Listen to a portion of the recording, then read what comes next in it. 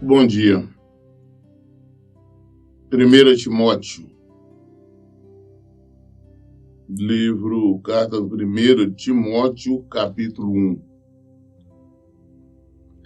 Paulo, apóstolo de Cristo Jesus, por ordem de Deus, nosso Salvador, e de Jesus Cristo, a nossa esperança. A Timóteo, meu verdadeiro filho na fé, graça, misericórdia e paz da parte de Deus, de Pai e de Cristo Jesus, nosso Senhor. Paulo, como sempre, ele começa as cartas dele se identificando. Ele diz quem ele é, qual é a função dele. Então ele fala, ele é um apóstolo. Não é de um apóstolo de uma denominação esta ou aquela. Ele não é um apóstolo porque foi ungido, consagrado por este ou por aquela pessoa. Ele não é um apóstolo porque alguém o chamou, contratou. Mas ele é um apóstolo de Jesus Cristo. Por quem? Por ordem de Deus, nosso Salvador, e de Jesus Cristo, a nossa esperança. E nós sabemos que ele fala uma grande verdade. Porque antes ele era um religioso, ele era um perseguidor da igreja, ele perseguia os irmãos, ele concordava com a morte dos irmãos, ele os prendia e espancava. E hoje o que nós vemos acontecer em alguns países, o que ele fazia, ele espancava alguns crentes até fazer com que eles negassem a fé. Só que ele fazia isso acreditando que estivesse fazendo certo. Ele fazia isso acreditando que com essas atitudes ele estivesse agradando a Deus. Até o dia que, quando ele estava indo para Damasco, e Jesus apareceu para ele e o convocou. Ele recebeu a convocação, o chamado, a ordem, o mandamento diretamente de Deus. Ele não foi convocado, não foi nenhum dos apóstolos que vieram, pregaram para ele, ele ouviu, ele gostou da pregação, por isso ele se rendeu, não. Foi o próprio Senhor Jesus Cristo que o chamou. Ou seja, ele foi escolhido por Deus. Deus falou, olha aqui, é este aqui que eu quero. Este que é perseguidor. E ele foi obediente ao chamado. Nós vemos ele falar isso, ele dá esse testemunho nas inúmeras vezes quando ele foi dar depoimento, preso. Ele fala sobre isso. Ele resolveu obedecer o chamado. Jesus o chamou e falou, eis-me aqui. Não, Paulo ele era o apóstolo, porque os irmãos ungiram, levantaram, ergueram. Não, é Jesus Cristo. Foi Jesus Cristo. E ele também não veio enganado, o Senhor não engana ninguém. Ele não foi enganado, veio falar, não, você vem, você vai ser meu discípulo, meu apóstolo, você vai ganhar dinheiro, você vai ficar rico, não houve nada disso. Mas ao contrário, para te mostrar como é bom sofrer pelo meu nome. Paulo veio sabendo que ia sofrer pelo nome de Jesus. Olha, você vai pregar para os reis, para as autoridades, para os ímpios. Você vai sofrer pelo meu nome. Hoje nós encontramos pastores que apóstolo não existe mais. Na nossa geração não existe apóstolo, biblicamente falando. Esses que se auto-intitulam apóstolo não são apóstolo, porque apóstolo tem que ser aqueles que viram Jesus. E o último foi Paulo, como ele mesmo fala. Fala como espécie assim, de uma aberração, foi o último que vi. Então ele é o último dos apóstolos. Paulo não andou com Jesus nem nada, não. Ele foi perseguido, ele é perseguidor e tudo mais. Ele concordou depois com a morte de Estevão e tudo mais. Mas Jesus apareceu e chamou. E ele aceitou o chamado. Ele não ignorou o chamado. Logo após ele receber o chamado, ele começou então a pregar o evangelho. Em Damasco mesmo, ele começou a pregar.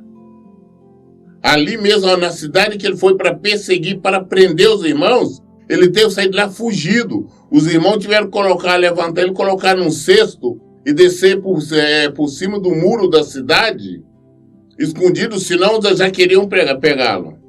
Já começou a perseguição no início.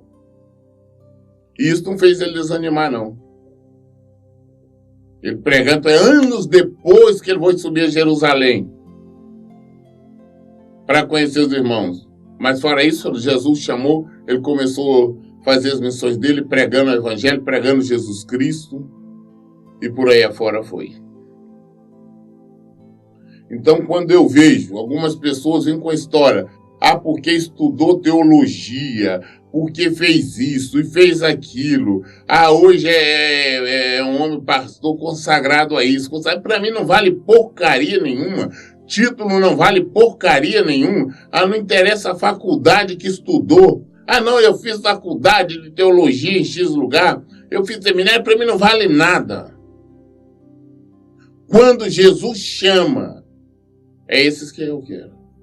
É esses que nós temos que nos render, porque são verdadeiros homens de Deus. Os que são chamados pelo Senhor. Jesus chama. Jesus capacita. Não sei nada. Paulo também não sabia. Ele foi capacitado pelo Senhor. Ele foi ensinado e todos serão ensinados por Deus. Está na palavra. E ele foi ensinado por Deus.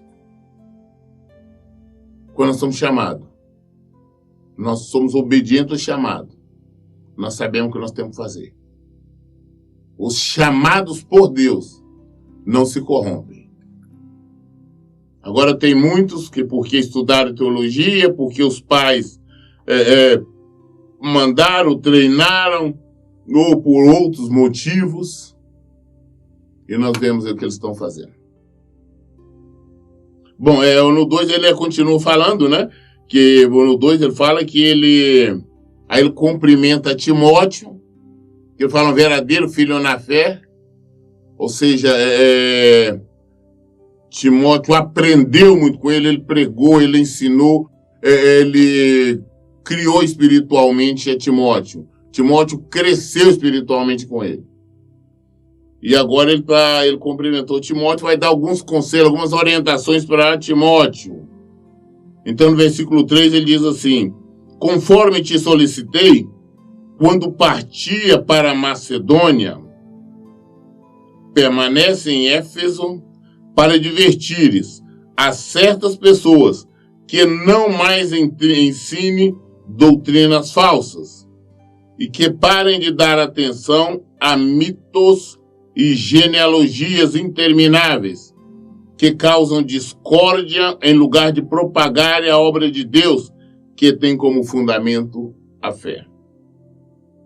Então ele lembra que assim como ele tinha solicitado, ele tinha pedido, Timóteo, quando ele partiu para a Macedônia, quando ele foi para a Macedônia, ele pediu para Timóteo, falou: você vai ficar aqui em Éfeso, tomando conta da igreja, mas é para você falar, advertir as pessoas para não ensinar falsas doutrinas, para que parem de estar dando atenção a mitos, a genealogias intermináveis, que causa discórdia e tudo mais.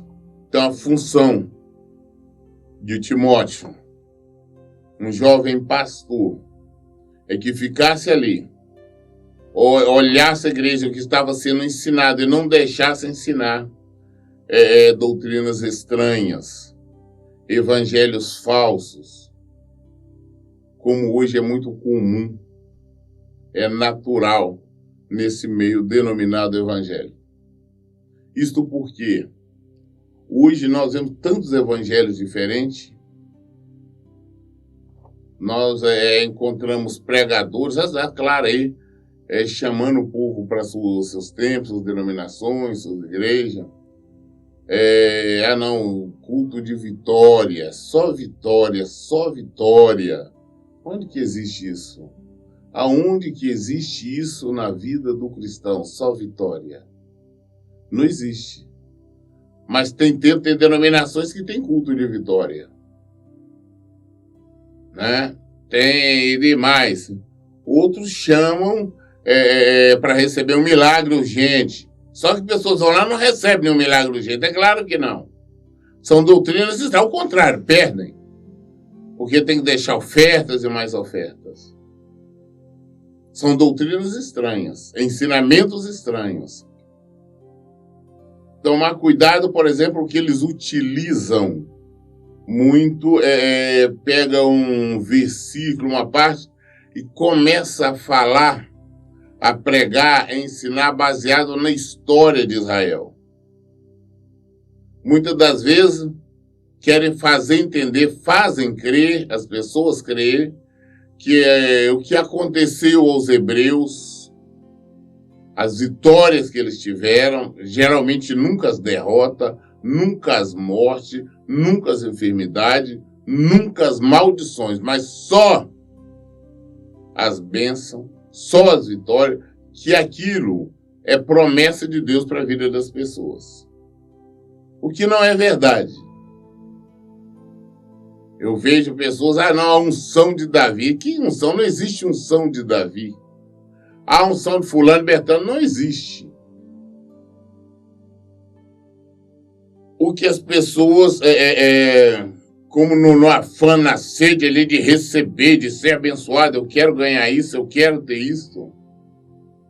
Porque o que eles fazem? Eles ficam, concordam em ser enganados. Mas não existe essas promessas.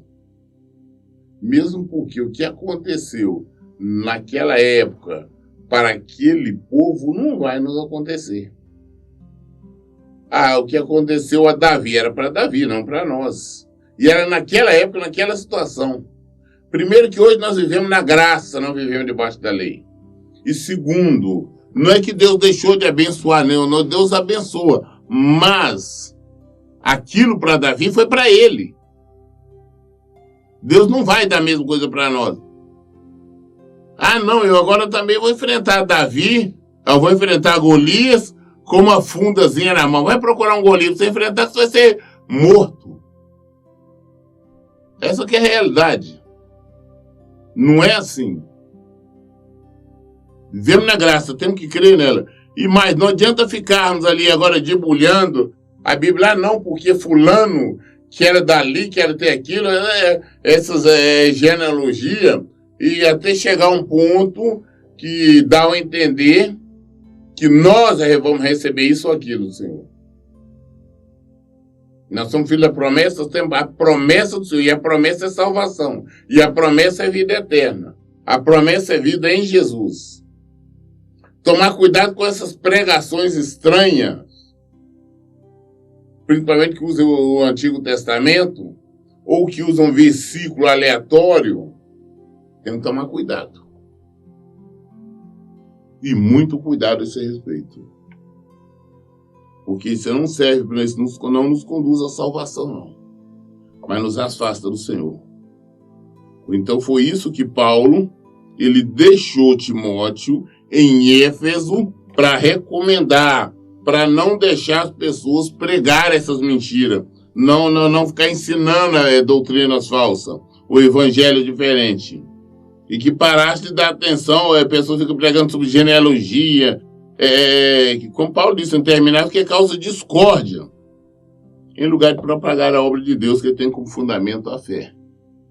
Nós temos que pregar exatamente isso.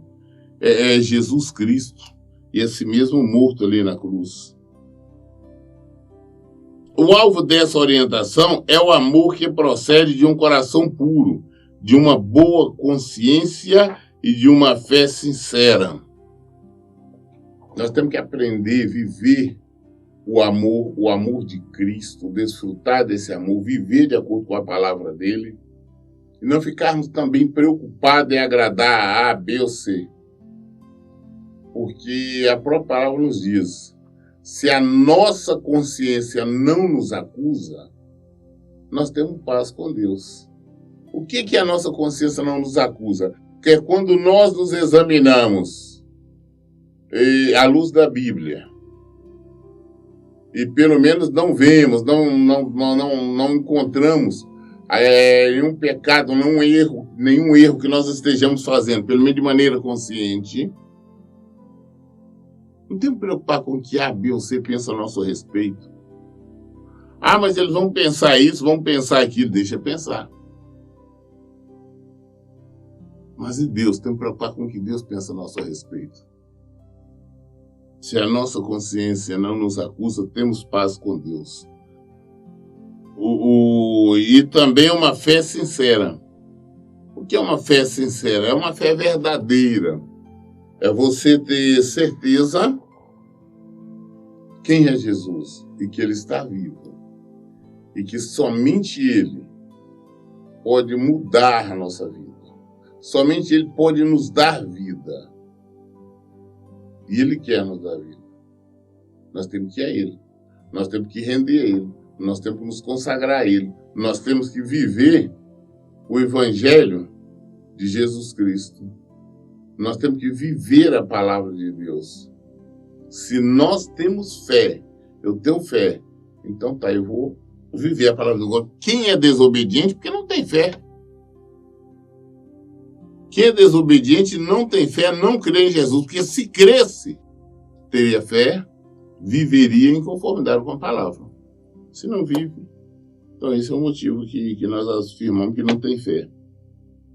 Alguns, contudo, se desviaram, versículo 6, alguns, contudo, se desviaram desses princípios e se entregaram a discussões sem valor algum, intentando ser mestre da lei, quando não compreendem nem o que propagam, nem os assuntos sobre os quais faz afirmações com tanta convicção. Como não encontramos pessoas que se dizem religiosas, católicas, espíritas, crentes, evangélicas, que defendem uma mentira dizendo que está na Bíblia, quando não está, quando Deus não tem compromisso, dizendo que é promessa de Deus, e é claro que não é. E diz a não estar na palavra. E discutem, faz afirmações. Só que nós não temos que entrar nessas discussões. Se a pessoa está fazendo essas afirmações, esse tipo de coisa, nós nos mantemos afastados. Nós nos mantemos longe. Ah, pastor, mas tem que discutir, mostrar, provar. Não temos que provar nada. Nós vemos muitos pastores defender o que é errado, principalmente na questão do casamento, do divórcio, do recasamento. E muitos defendem por não conhecer a palavra de Deus. Então eles fazem afirmações, como a Bíblia nos fala aqui, sem saber o que ele está defendendo. Ele não sabe o que ele está defendendo. Quando ele manda uma pessoa divorciar e casar de novo, quando ele concorda com esse e com aquele pecado, é porque não conhece Jesus. Se ele conhecesse Jesus, se ele conhecesse a palavra de Deus, com certeza ele não agiria assim. Com certeza teria uma maneira diferente, porque ele, sabendo que ele é Deus, ele aplicaria a fé, ele não ia querer perder a vida dele. Então eu sempre falei, gente, antes de nós podermos falar alguma coisa, é necessário nós conhecermos. Antes de nós fazermos alguma afirmação, é necessário conhecer. Mas tem muitos agora que estão fazendo afirmações, falando isso e aquilo, e não tem conhecimento. Eu já tive casos de estar conversando até com algumas pessoas, até chega a ter inclusive uma mulher, falar, escuta, não existe mulher pastora, eu sou pastor, eu falo, não existe mulher pastora. E mostrar na Bíblia, falar, caramba, meu Deus, eu estou errada. Homens e homens que vêm até mim, vêm me procurar por estar passando por essa ou aquela luta. Aí eu conversando, eu digo, mas vem cá, você está errado ali. Você está errado por lá. E ele toma consciência disso e ele abandona o erro. Agora, isso porque eles não conheciam. Agora tem outros que conhecem. Então conhecem muito bem a Bíblia, conhecem muito bem a palavra de Deus. Só que não praticam, não querem praticar. Querem viver exatamente na rebeldia que estão. Por isso que eu falo que muitos desses são mortos espiritualmente. Esses que não têm vida mais. São vários. Versículo 8. Sabemos, todavia, que a lei é boa se alguém a usa de forma adequada. A lei, ela é ótima. A lei de Deus é ótima. E, mas pastor, como é que ela é ótima? Ela tem uma série de proibições. Não, ela só pede para nós sair do mundo. Só isso. Pede para nós abandonarmos os pecados, abandonarmos as falhas, viver o Evangelho. Só isso. E não é difícil não, porque Jesus viveu. Jesus viveu o Evangelho. Ele é o Evangelho. Ele é o Verbo.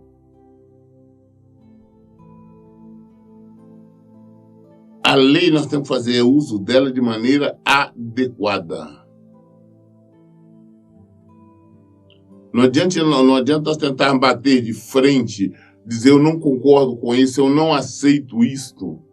Porque nós não temos que concordar com nada, nós não temos que aceitar com nada, mas temos que nos moldar o Evangelho. Nós temos que nos adaptar ao Evangelho de Jesus Cristo.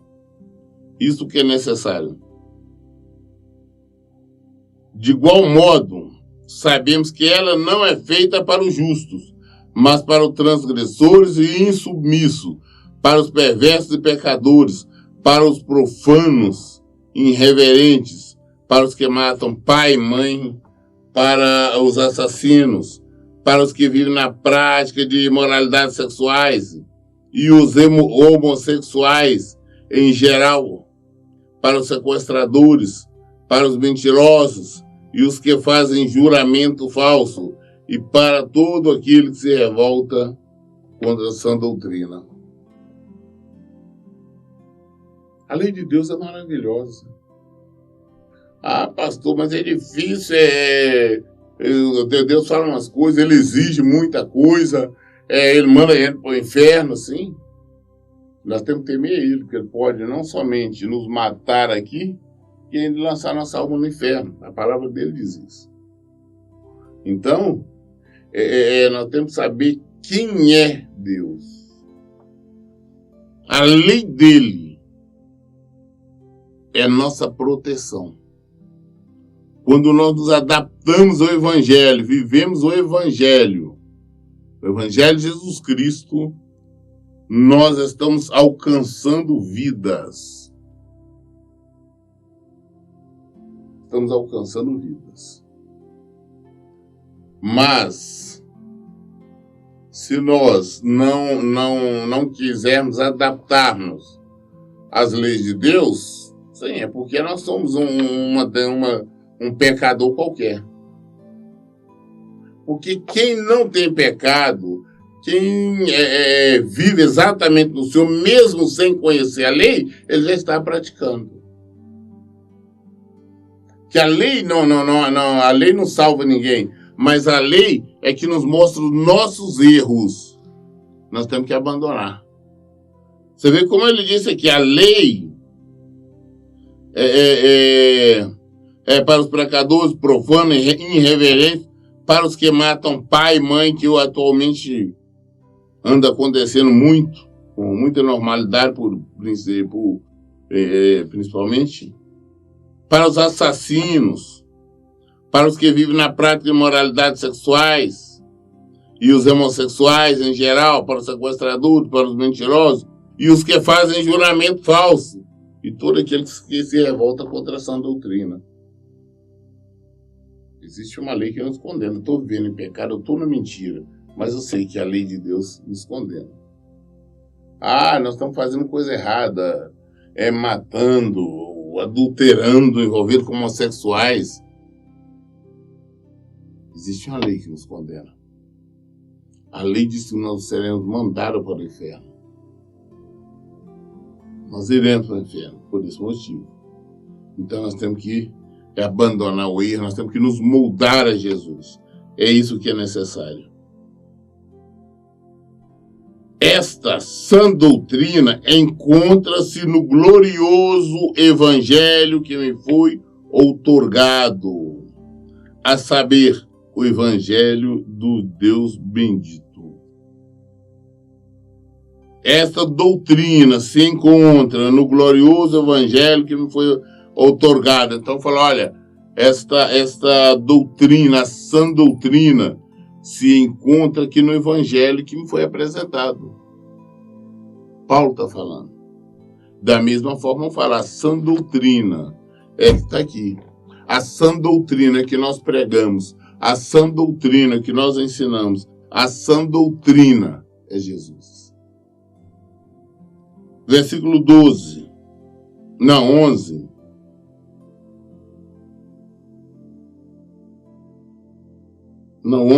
até terminando. A saber, o evangelho de Jesus de Deus bendito. Versículo 12. Sou grato para com aquele que me fortaleceu, Cristo Jesus, nosso Senhor, que concedeu forças e me considerou fiel, designando-me para o ministério. A mim que em tempos passados fui blasfemo, perseguidor e insolente, contudo ele me concedeu misericórdia, porquanto fiz o que fiz mediante a minha ignorância e incredulidade. Então Paulo falou, olha, quem me deu força, quem me achou que eu seria fiel, que achou que eu poderia ser útil no reino, foi o próprio Senhor. Não foi nenhuma outra pessoa. E Ele que capacitou, Ele que nos capacita, Ele que nos dá força. E principalmente no caso de Paulo está falando isso, foi Ele, foi Jesus. Ele que me considerou fiel. Ele que achou que eu estava designado, me designou para o papel de pregar o evangelho, levar o evangelho. E olha que eu era um perseguidor da igreja. Olha que eu queria prender, matar, acabar com todos os cristãos. Mas assim Deus me escolheu. E o que aconteceu? Versículo 14. E a graça do nosso Senhor transbordou sobre mim com a fé e o amor que há em Cristo Jesus. Esta declaração é fiel e digna de plena aceitação.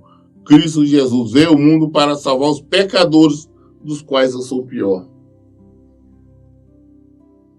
A humildade de Paulo. Uma coisa fantástica. Deus do céu, eu sou o pior. Mas eu fui escolhido. O Senhor me escolheu, o Senhor me chamou para viver esse evangelho, para praticar esse evangelho, para ensinar esse evangelho. O Senhor foi que fez tudo isso. E ele falou, eu sou o pior dos pecadores. Aí quando eu vejo algum pastor, alguma coisa dizendo, não, que eu posso, porque eu sou um homem de Deus, eu sou santo, eu sou isso, eu sou aquilo. Não é nada. Ele fala, todavia, por esse motivo, mesmo me foi concedida misericórdia, para que em mim, o pior dos pecadores, Cristo Jesus, demonstre toda a grandeza da sua paciência e me tornaste no modelo para todos quanto haveriam de crer nele para a vida eterna. Portanto, ao Rei eterno, imortal, invisível, Deus único, seja honra e glória para os séculos dos séculos. Amém. Paulo foi um perseguidor. Quando Jesus o chamou, ele honrou, e até a morte. Ele viveu o Evangelho, aceitou o Evangelho. Ele abraçou o Evangelho. Ele foi obediente. O Senhor está nos chamando o tempo todo. O Senhor está nos chamando o tempo todo. Nós estamos ouvindo chamar para nós nos convertermos. Está na hora de nos convertermos. Virmos para o Senhor. Nós lemos hoje 1 Timóteo, capítulo 1, até o versículo 15. Aí toda dúvida, qualquer coisa, nós esclarecemos na Bíblia. Em todo tempo eu falo, olha, leiam e pratiquem a Bíblia. Que Deus abençoe. Tenham um bom dia.